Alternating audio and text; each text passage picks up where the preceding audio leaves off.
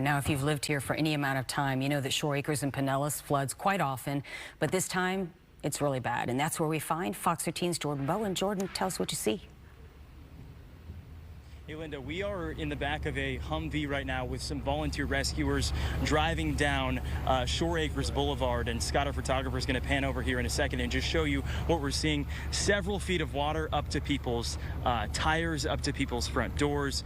We have been out here for the last 2 hours or so, and it is a lot of rescues are happening right now. We've seen St. Pete Fire, some volunteer rescuers taking out boats, and we've seen a lot of people in kayaks and canoes, and the brother of our very own Mark Wilson, Paul Wilson, we just saw him pass in a canoe. His house is okay, his family is safe, so some good news to report there.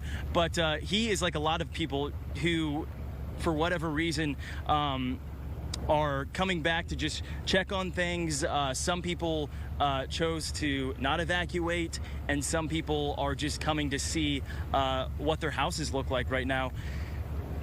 They're using kayaks, canoes. We did see a big piece of fiberglass that someone was using to transport their dogs and their family members out. And we have seen this big long bed. You're seeing the inside of the Humvee right now that we are driving in. We did see a big flatbed truck with St. Pete Fire taking out people and their dogs. About 10 people on that one. We saw it just pass again with another 10 people. When we spoke with St. Pete Fire about an hour ago, they said they had been out here since 5 o'clock this morning rescuing people. So far, their boat alone has rescued about 20 people. But that is the big story right now, these floodwaters. We saw some pictures. We were stationed at the Shore Acres Rec Center, if you know where that's at. That is about the farthest you can go unless you have a boat or a kayak or some kind of a vehicle to get through the water. And the water there at the rec center was about a foot higher than it is right now. That was around 8 o'clock this morning. So the water has gone down a little bit since this morning, and you can see a guy up here. We've also seen some people on bicycles here right ahead. And that is really the main story out here, the flooding.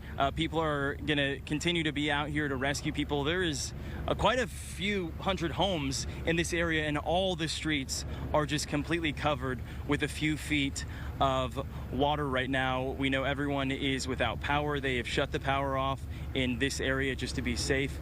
And you can see there a guy and a bicycle there, so you can get an idea of just how deep the water is here on the street. But that is the latest now here in Shore Acres. Just a lot of rescues happening right now, and a lot of flooding, and a lot of people very concerned about their family members. A lot of people who have family who stayed here are coming back over to check on them. I did speak to a guy earlier in the day, and he was worried about his father-in-law's house. He lives just right around the corner here, and I just saw him pass by, and he says his house is okay and everyone is safe. So luckily the water is just really right up to the doors.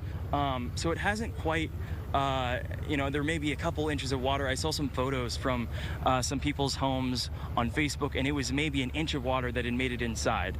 So, but obviously no water, any water is not good. But that is the latest right now here in Shore Acres. We'll have another update coming up for you guys in just a little bit, but for now we will send it back to you, Linda. Hey, Jordan, you can hear me, right? First of all, I'm glad you're on a safe vehicle. Yeah. It does give us a good perspective. But so people are calling to be rescued, and I'm just curious, it's because why? Do you know the power's out? I mean, they're not really in any danger, but it's just an inconvenience, or water in the house? What are you hearing?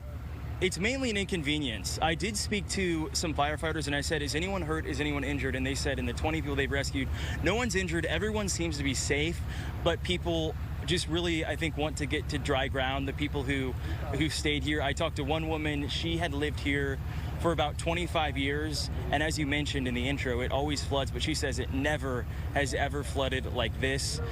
So a lot of people did leave, but some people did choose to stay. So some people are in their homes right now with a couple inches of water, and you know, if you have a kayak or a canoe or any sort of paddleboard, there's a guy paddleboarding right up here. It seems like people are taking advantage of that just to get out, because it's tough. It's a lot of ground to cover for these rescuers. When they have just one boat with just a couple seats in it, it can take a little bit to, get everyone out of here.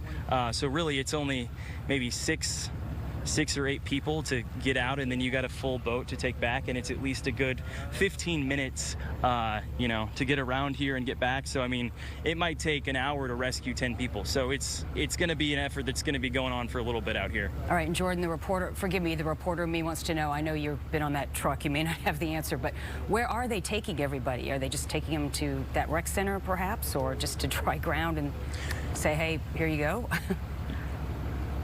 Yeah, so there is a bridge to get to Shore Acres. I'm not sure the name of that bridge, but it's right when you have to get over to go to the neighborhood. So that bridge is blocked off by police right now, but they are allowing people to walk over and take golf carts over. So people are getting taken to the Shore Acres Rec Center, and then they are driving them over that bridge. So hopefully, people can get picked up once they get off the bridge, but you can't access this area unless you already have a vehicle over here, and any vehicles that leave here, they are not allowing to go back. So unless you have a humvee like this or a boat of some kind, that's the only way you're really going to be able to get out of here, or if you have a paddleboard and a canoe. But there's dry ground once you get to the rec center, so it's about a 15-minute walk from the rec center over the bridge where there's cars where people can get picked up. But that's kind of where they're taking everyone right now. All right, Jordan, listen, good perspective and lots of good information for people there. Thank you.